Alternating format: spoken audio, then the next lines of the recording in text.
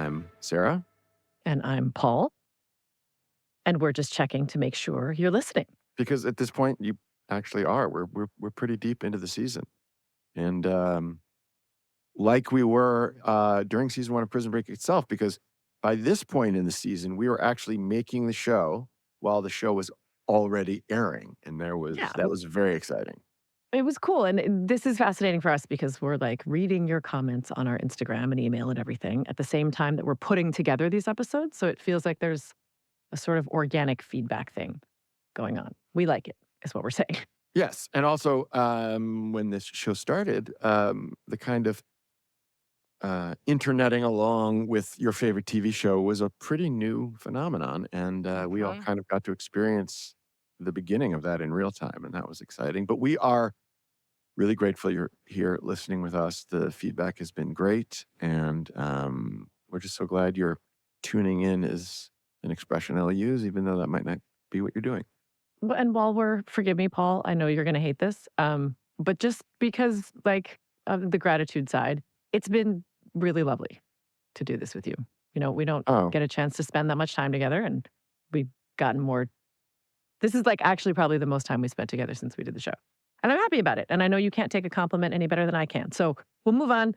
Your like inner neurotic person is dying right now. So I also want to briefly shout out our producer, Ben Haber, who has learned how to do literally everything podcast related for this show that is way beneath his level of experience and creativity and expertise. And he's been a star about it. Yes, thank you, Ben. He is our fearless leader, and he takes the brunt of the work, and we get to do the fun part. And because you can't take a compliment either, take my love and appreciation for doing this, because it's great spending time with you and chatting about this stuff. Aw. I appreciate us doing this together. It's been a joy. Also want to give a shout out while we're doing it and feeling grateful to John Nunziato, who designed our logo. Speaking of doing work kind of below his pay grade, what he did for us is incredible. The logo is so cool, and it's going to make for great merch and great prizes for our contest. And he put up with a little bit of actor neuroses while making our logo, and it was kind of better than we dreamed it could be. So thank you, John. Enough now. We're going to do the index before somebody thinks that this is like a Smurfs rewatch. Smurf me some of that Adelstein. I would smurfing love to. This episode is called JCat. It was written by... Which stands for... Do you know what it stands for? Oh, no. Do you know what it stands for? Okay. It did. It was mentioned in a previous episode. It has something to do with the psych ward, right? Yeah, it does. I don't know. I don't know what it stands for, but I bet the fans will write in and tell us. Yes. This was another one written beautifully by Karen Usher, directed by the great Guy Ferland, who we'll talk about later. It first aired on April 10th, 2006, to a rating of 8.12 million viewers in the 8 p.m. slot now, because 24 took over Fox's 9 p.m. Monday night time slot. Damn you, Kiefer Sutherland. So we were now up against Wife Swap on ABC, King of Queens on CBS, and Deal or No Deal on NBC. A summary of the plot reads: Sarah reports finding the uniform material on Michael's wound. Pope sends Michael to solitary. Michael feigns insanity. Bellick decides to hire professional workers for the guard room. Sucre covers the escape hole and gets caught out of his cell. Also sent to solitary. Michael is taken to the psych ward. His plan is to speak with Charles Patoshek, I think. A.K.A. Charles Patoshek, a.k.a. Haywire, who can help him with his damaged tattoo. LJ tracks Kellerman down at his house and ambushes him alone, and the police arrive and arrest LJ. It's a lot. Okay, pop culture at this time. On April 5th, beloved host Katie Couric announced that she would be leaving the Today Show to anchor CBS Evening News, which was, I mean, at least for me, it was kind of the end of an era. Like, the Today Show was on while we had breakfast for like basically my whole childhood. Really? April 8th, a couple days later, started Daniel Powter's 5-week reign on the Billboard 100 with his single Bad Day, which... Don't know the song, don't know the artist. Well, it's got to be, did you have a bad day? Tell me don't... No? Is that not him? Oh, okay. Because I was just... by the way, I apologize for butchering that song, but I feel like you would sing that really well. On April 9th, golfer Phil Mickelson won the 70th Masters tournament, his second of 3 wins. In world events on April 10th, former Enron chief executive Jeff Skilling came out swinging in the first moments of his testimony at federal district court in Houston, declaring, "I am absolutely innocent." Absolutely innocent. 11. Sorry. Iran announced it had successfully enriched uranium, raising international concerns about a nuclear program. Speaking of explosives, here's a rewatch clip. Oh my God, it's avocado. Oh my God, that man is large. That's why they named him Avocado. I remember getting this script and just being in heaven. Just an absolute actor heven. That's how you get undressed. That's how I get undressed. Yeah. I just rip my clothes. I just rip clothes on. I was like, what are you going to take the time to pull it over your head? Buttons? No. Ugh, come on. Buttons No. children. Crazy. I remember hearing that alcoholics sometimes have a sweet tooth. Mm-hmm. You're like, I'm going for that. And I was like, we're going for the cake. I think I had cake and chocolate milk. I'm not even sure you see it. I think this is just for me. What's the plan here, LJ? Well, he's got a gun. Yeah, he's going to go do crimes. I'm so relieved that Andy Rothenberg isn't in these scenes, because if I found out that he was and we were in a scene together and I forgot about it, I'd feel like such a jerk. Wow. Okay, and with that, we'll be right back to talk about it. Welcome back, fishes. Let's talk about this episode. Okay, you got notes. I got notes about Owen Kravecki. I gotta say, Kellerman in character is one of my favorite things about this entire show. Obviously, my favorite is Lance. But please tell me about Owen Kravecki. It's one of those great acting lessons where I think we talked about this early. When you get somebody like Sarah or Kellerman in a pilot, there's not a lot of information there, so you kind of make up a person.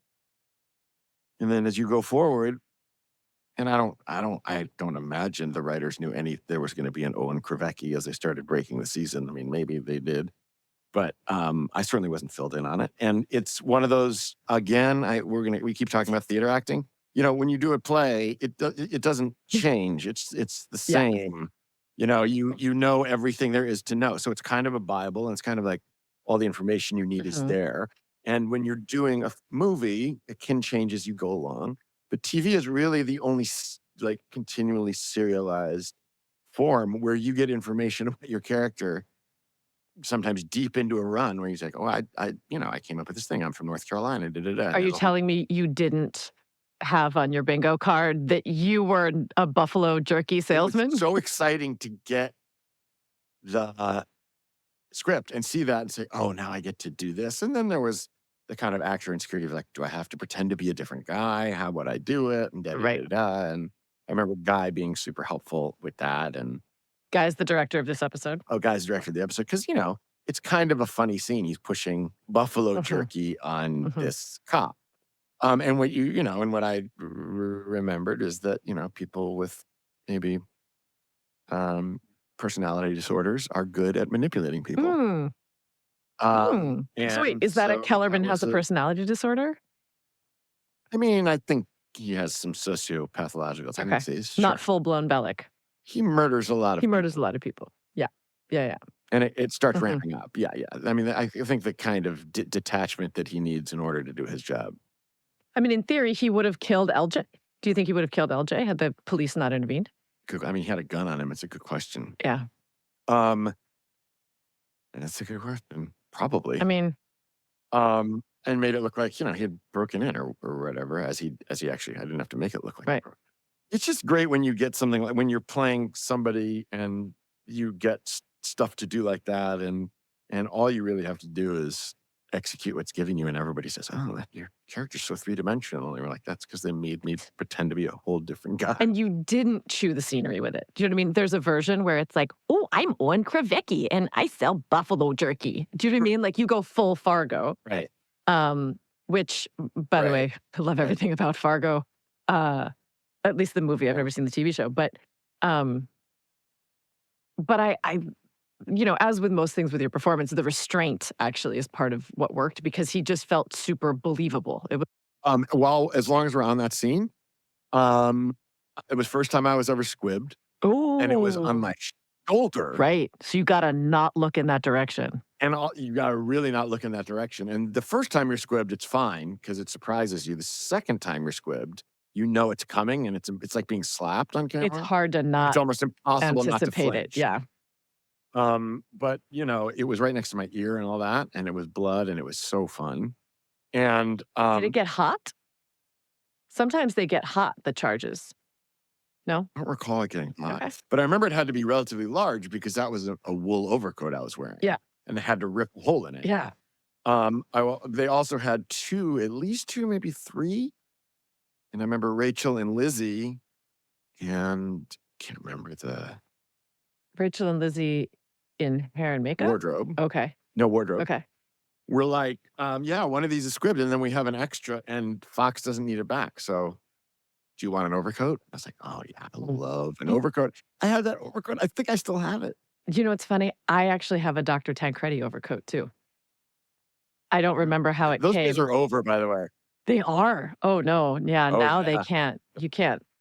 Nothing falls off the truck anymore. Yeah, and for the audience listening, they used to do a thing that was totally sanctioned where they would allow you to purchase your clothes kind of a cut rate. Mhm.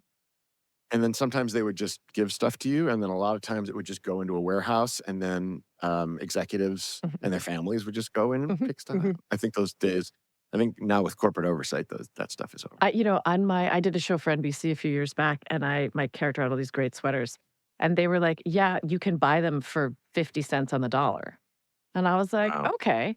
And that's when I discovered that half of my sweaters were like $700. I was like, yeah, I'm not. Yeah, no, I don't want. But I'm not somebody who spends $300 on a sweater. I was on a show a couple years ago playing Kevin Hart's manager on a show where he kind of played himself, based on a real guy who's kind of a sneakerhead. Oh, And Kevin's a sneakerhead, and so almost every day, I was wearing a different pair of Jordans. amazing shoes. And I would like look them up, and the guys on set that knew this stuff Right. would be like, "Oh, those are the '86 North Carolina." Totally. Blah, blah, blah, blah. And I would look them up, and they'd be like $2,800. It's bananas to me. They're beautiful. I don't know if I'd pay that. Did you keep any of them? Oh no, they were very. It was like there was people watching them at all times. It felt like. What are you here for? I'm here to guard the sneakers. I'm the sneaker wrangler. Okay. Sneaker wrangler. I just wanted to make something occurred to me in this episode that may be obvious, but they do a really interesting thing with Hope, with the warden, and it's been going on throughout, but it especially goes here, when Michael says, "You've been good to me and my brother," it's sincere. He's not a bad guy. And they've humanized him obviously with the story about his illegitimate Toledo, son, yeah. drug addiction in Toledo and all that. But he does seem like he's tough, but he does seem like a fair guy, and he kind of believes in what he's trying to do.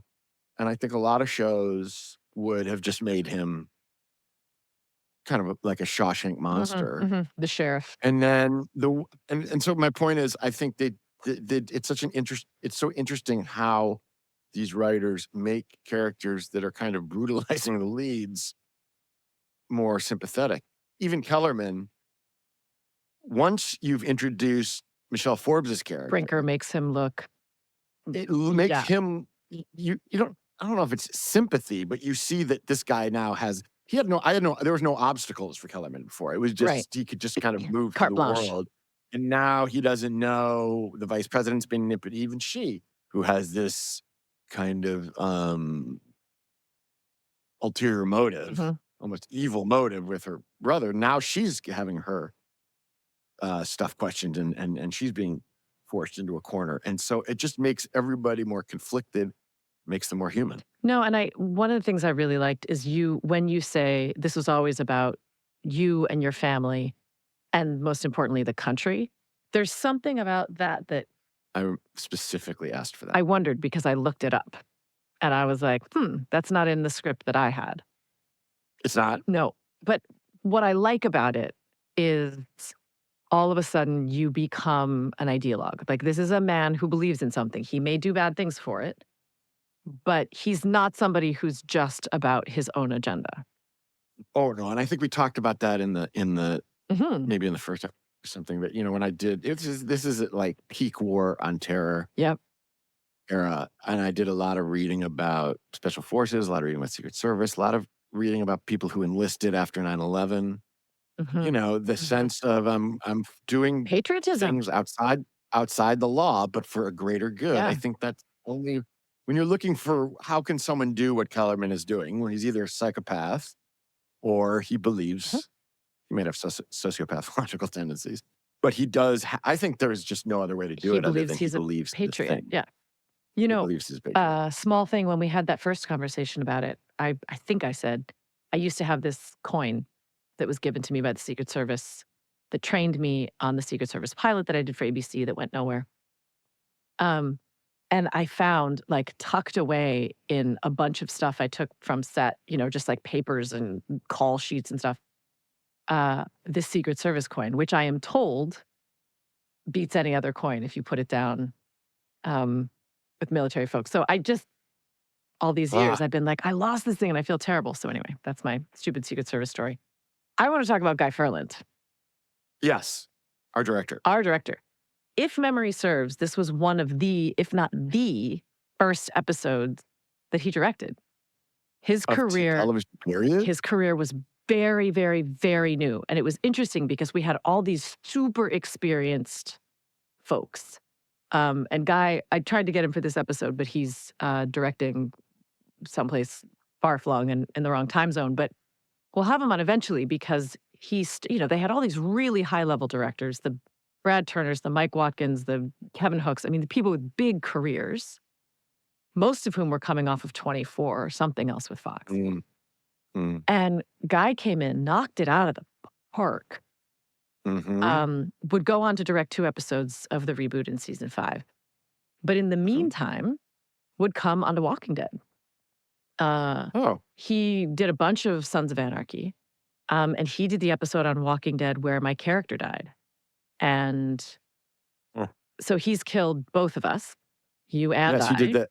He did the episode in season 5 where my character died. Yeah, and he and I actually became really close during that episode. He was like, "I wanna go sit down and figure out how to do this properly." And there's even a picture I think I posted on Instagram a couple of years ago about, like, he's lying on the ground with me while my character's dying. It was just so, so, so sweet. And when it came time for me to say, "Okay, I need to learn how to direct," I called him and I said, "Can I shadow you?" And I ended up shadowing him on an episode of Timeless for NBC. And he's kind of been a mentor ever since. So this is my Guy Ferland love letter. He's marvelous. He did a beautiful job in this episode. In the thing where I died, I felt so empowered and like he knew Kellerman. I was involved in a way that made me feel super comfortable. And not that I had felt marginalized or anything, but it was very collaborative suddenly and it then became super fun. Mhm. He We just had so much fun. he's great with character. And this is character like have to make a smoothie because there's a line about it. Yep. Get a gun, go through the house, and then do a headshot and a gut shot, and Yep. it was a whole thing. It was a whole and he was thing. just wonderful. We had such a good time. And then I was on the plane with him on the way home, which was Oh, lovely. fun. By the way, speaking of Kellerman and things Kellerman, do you have a little show and tell for us? Oh yeah. Do you want to do Are that? you gonna do that here, even though it's only audio? Well, I mean, we can show people a clip later or something, but I think it would be cool, like, to fold into this Kellerman conversation and the things I unearthed from my attic conversation. I found a script, but that's not new. I found the things that Fox gave us to give to people. Oh, the headshots. The headshots. Yep. I found this. Your chairback. Chairback. I have every chairback ever, I think. You know what? I think I've upstairs. got one somewhere too. What do you do with them? Do you like?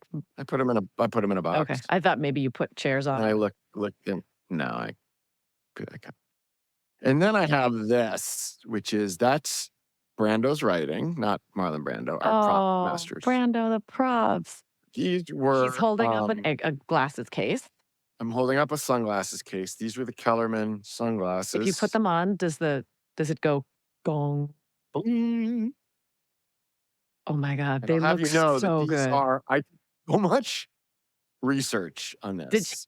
Because again, when there's not a lot there, you kind of are like, okay, I got to make up a guy. Right. I wanted to wear aviators, but I did not want to wear the Ray-Ban, the like flight boy aviators. Right. These are like the 60s Flyboy Right Stuff aviators that Don Draper wears. Oh, okay. We're way before that. You got there way before Don Draper. I know, but I almost posted a thing on Instagram, like a picture of Kellerman and a picture of Don Draper, like who wore it better, and it would be like, he wore it better.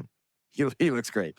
That's John Hamm, everybody. That's John Hamm, everybody. There is, growing up near my house in Chicago, there was a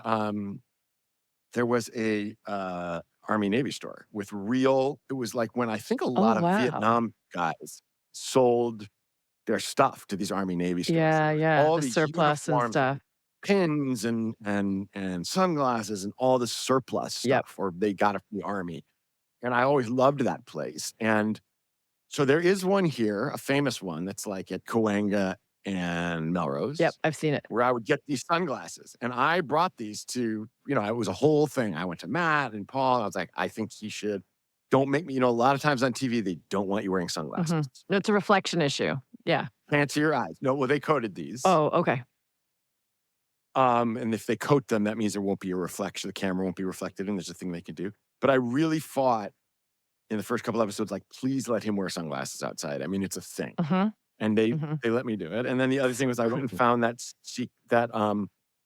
I also went and found the Special Forces pin that Kelly wore on every suit, even though I think I had it on upside down, which is super embarrassing. We all make mistakes. It was also a sign that for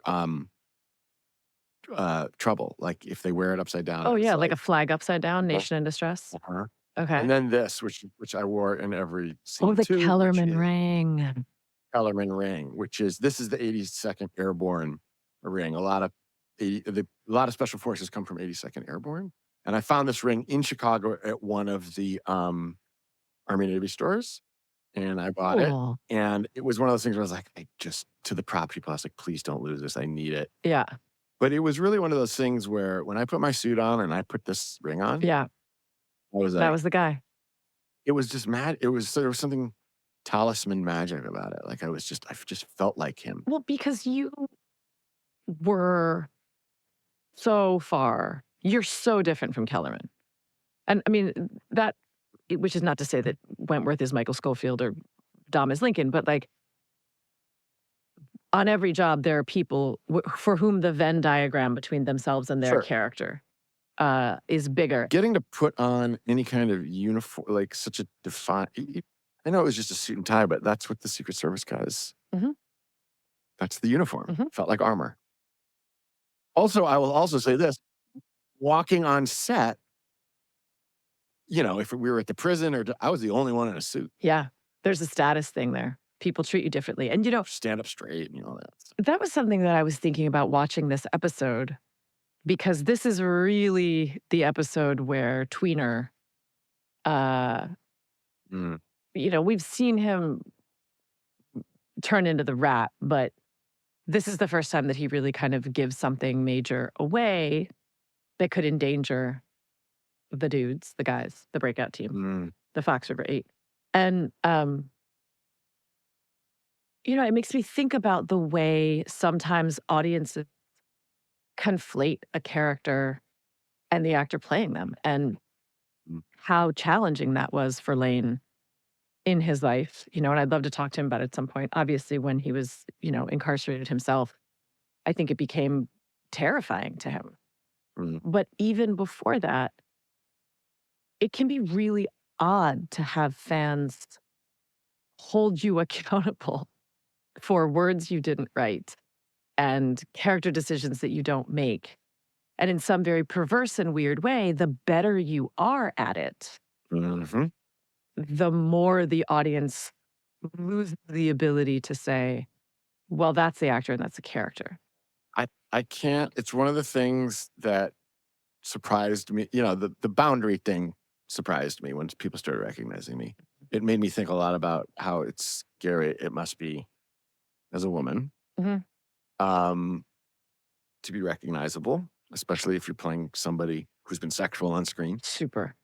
But I also felt I was super lucky that Kellerman was really the first thing I ever got recognized for, which, no one was going to come up and fuck with Kellerman. Yeah, They'd come up and talk to you. Right. That's really interesting. I was friends. I don't think I'm telling tales out of school, but I'm good friends with T.R. Knight, who plays a lovable character on Grey's Anatomy. And people would come up and pet him. And what him? Pet. I mean, it was like, yeah, he's just like lovable, blah, blah, blah, blah. And so people just felt like, that's who he is. It's George. I'm just going to go run up and grab him. Yeah. And, so I felt really lucky that I played, a killer. Someone with boundaries. You'd get recognized, but it didn't feel like that. Later, Private Practice, Girlfriend's Guide, a couple other things, I would get yelled at for, especially in romantic. Like, why did you do that to blah, blah, blah? And, I'm sure you've had it too, which can be fun and funny when it's not out of control. I mean, I've had people call me a whore in front of my children after Walking Dead. I mean, it's insanity. It's problematic for all kinds of reasons, including the gender problems, whatever. But like I developed a pat answer, which is, I'm an actor. That's a role. This is my family. I'd like you to leave now. But it was crazy. And actually, for me, it was a bit of a head snapper because Dr. Tancredi had almost a universally positive response from fans. And with Walking Dead, I was looking for somebody that would not be kind of the good girl. But when I got it, I was like, oh, I didn't quite expect the full treatment. Anyway, I think about it especially with Lane, and what that is like. And I'd love to chat with him about it. I also have a whole list of things we never got to talk about way back from when we were watching The Skin and the Teeth, because we got so involved with Mac. You mentioned something about insane asylums and shooting, and JCat takes place in an insane asylum. Yeah, JCat, yes, which was a stage, I imagine. Or was it at the prison? Was it at Joliet? No, I seem to remember us shooting it in a different wing of the prison. Did Fox River, is that because of Fox TV? Did I literally just put that together? That was kind of a little wink to Fox? Oh, dear God in heaven. If you did, I did too. I honestly don't know. We got to ask Olmsted or Sherry. Yeah. Just in the way that we were talking, and multiple people, the directors, writers, actors have all said, you go into Joliet Prison, where John Wayne Casey was, where people were put to death, which is a Gothic-looking building. You feel that stuff. It's different. There's some kind of thing there. Well, a lot of times, because healthcare industry is so healthy in America, there's a lot of abandoned hospitals. And a lot of times you go and shoot in abandoned hospitals because there's obviously a lot of space, and done that a bunch of times. And then I've shot in a psych ward. Insane asylum. Is that the proper mental hospital? I suppose. Yeah, I don't know what the. Yeah, shot in a mental hospital on Roosevelt Island in New York. Amaury used to live on Roosevelt Island, which is crazy. There's like 2 apartment buildings in Roosevelt. Yeah, apparently he lived in one of them. So you already feel isolated and weird.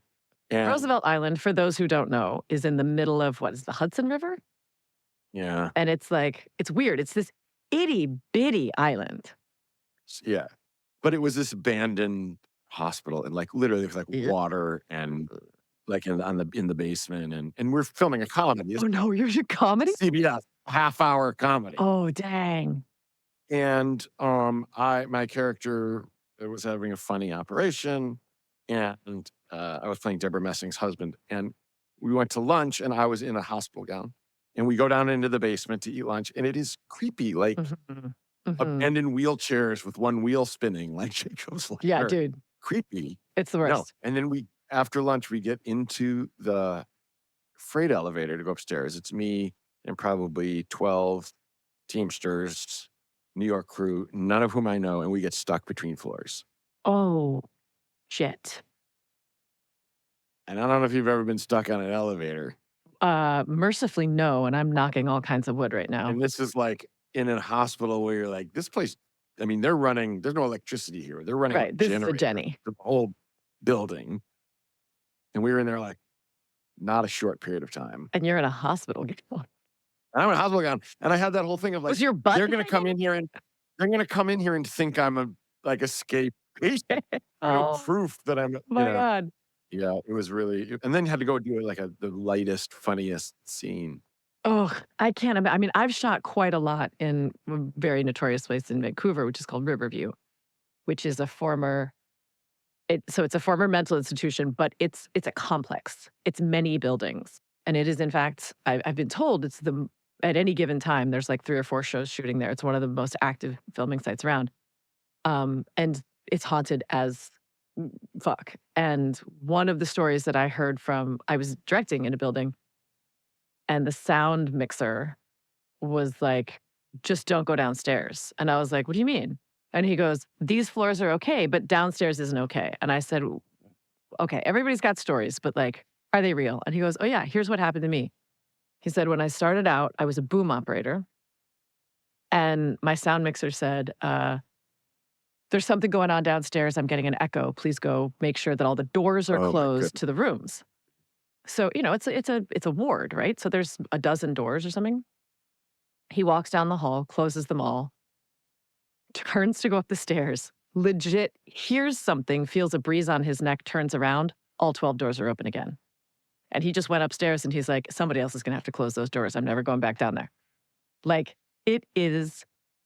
One of the things I love about our jobs is we get to shoot in all kinds of crazy places. I've shot in Masonic temples. I've shot in cathedrals. Like, but there are times where you're like, oh, I need a psychic bath when I am done here because this is not okay. All right. I want your top. One occurs to me, but I want to hear your favorite, not favorite, but like, oh my God, I can't believe I get to be in this space.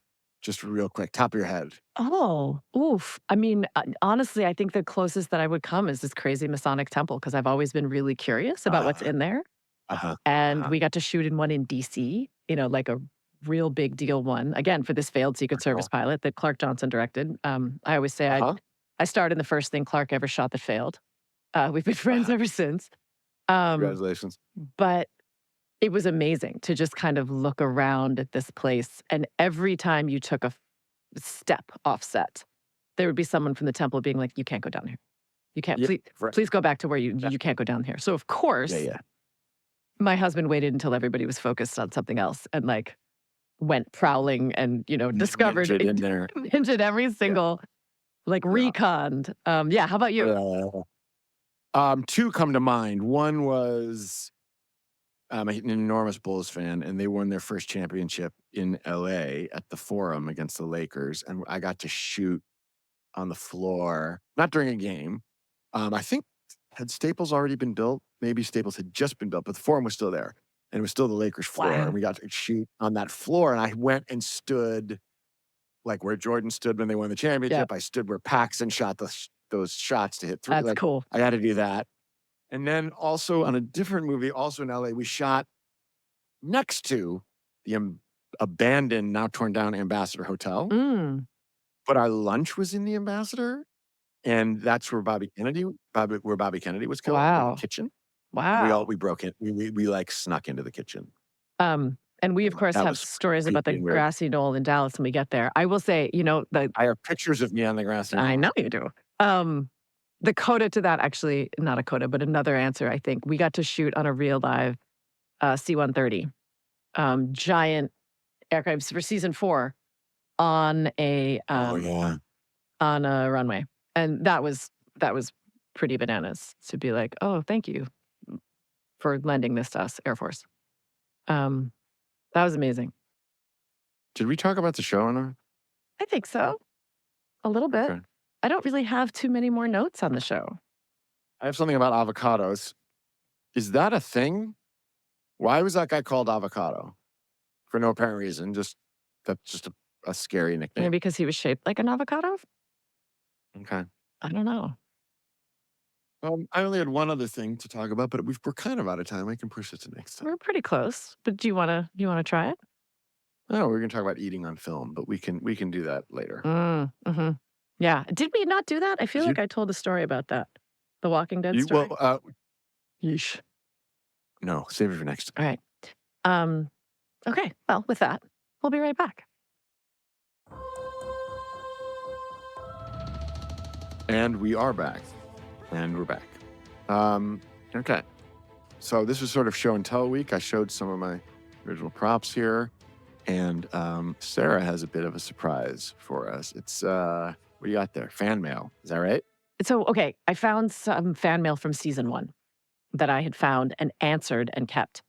And I looked through some of it. I found this one letter that was kind of cool. So I wanted to share it with you guys as part of our sort of fan wrap ups. And in some ways, this is another sort of artifact of pop culture in the mid 2000s because fans would write to you. And as you just, showed us, and Fox would issue us in character headshots. They would write to us and we would sign the headshot and send it back to them. And like, I remember once a month, they would dump off a big thing of fan mail and my husband and I would sit there and answer it. And that doesn't really happen so much. Okay, here's a Although question. I got one last week. Did you? My manager, yeah. But what do people ask you for now? An autograph.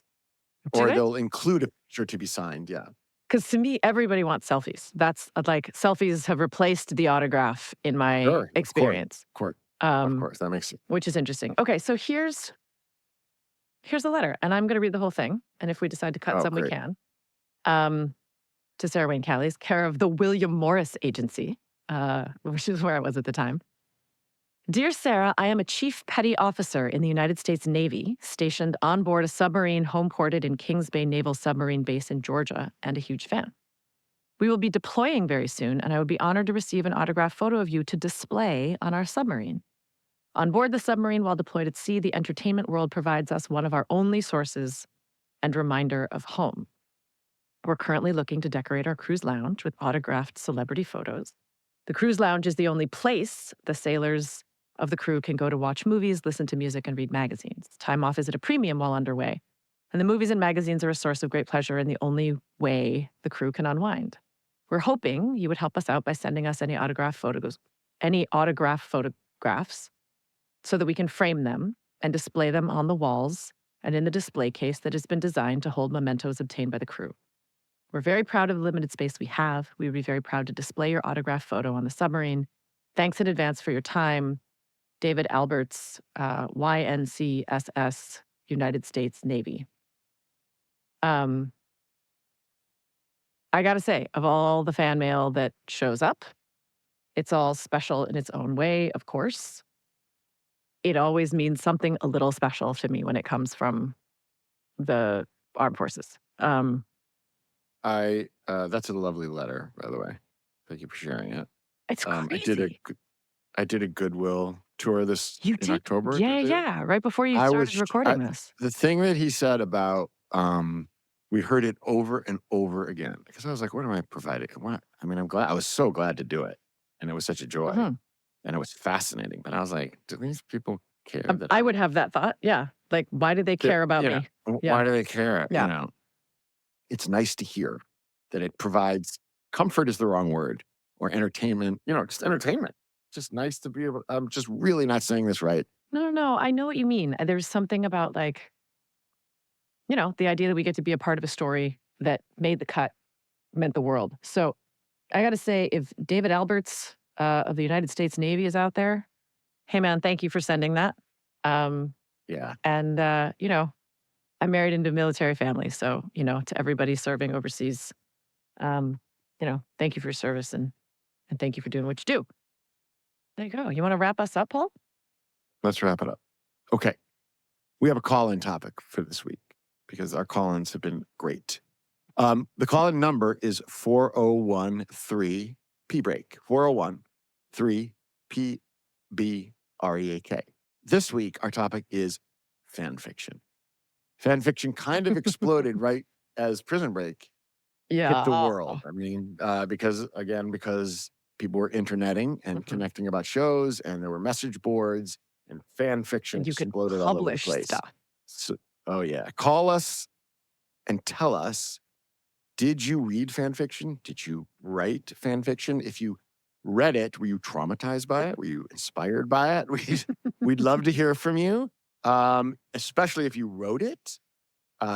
We'd love to hear if you're still doing it. What happened in some of your fan fiction? We don't know if we're allowed to share fan fiction. We probably are not. I'm probably But not. we want to hear what your interactions with fan fiction are. Tell us your fan And we have fiction to check stories. if it's still going. Absolutely.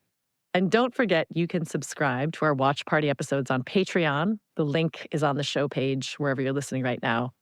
And, also remember, don't get sent to prison. But if you are sent to prison, Paul, don't room with someone who's named after a fruit or vegetable. Yeah. You can do better than that. I'm out of everything I want to think of is just inappropriate. Oh, all right. Now I'm super curious. Do they let you have iPad? No, you don't get. I don't know. You don't get content in prison, do you? Well, they used to watch TV. They used to watch the show. Okay, they have TV. That's great. That's bonkers. Okay, ask me again. All right, Paul.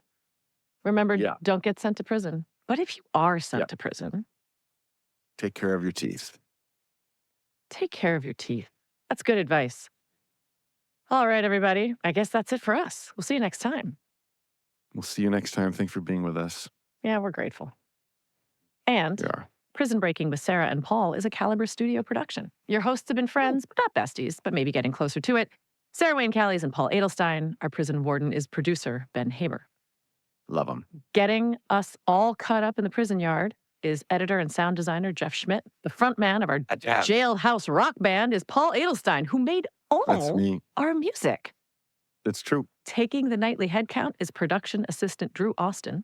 Our Prison Break tattoo artist, logo, and brand designer is John Nunziato and Little Big Brands. Check them out at www.littlebig.brands.com. And follow us on John Nunziato. And follow us on Instagram at Prison Break Podcast. Email us at pbpodcast@caliber-studio.com or call us at 401-3-P-BREAK. Prison Breaking with Sarah and Paul is a Caliber Studio production. Your hosts have been friends, but not besties, Sarah Wayne Callies and Paul Adelstein. Our prison warden has been producer Ben Haber. Our head of Jailhouse Rock is Paul Adelstein, who made the music for this podcast. Keeping us slim and trim in the prison yard has been sound designer and editor, the great Jeff Schmidt. Keeping us up to date on the outside world is production assistant Drew Austin. Our prison artist, logo, and brand designer is John Nunziato and Little Big Brands. Check them out at www.littlebigBrands.com. Follow us on Instagram at Prison Break Podcast. Email us at prisonbreaking@caliber-studio.com and call us at 401-3-PBREAK. Prison Breaking with Sarah and Paul has been a Caliber Studio production. Thank you.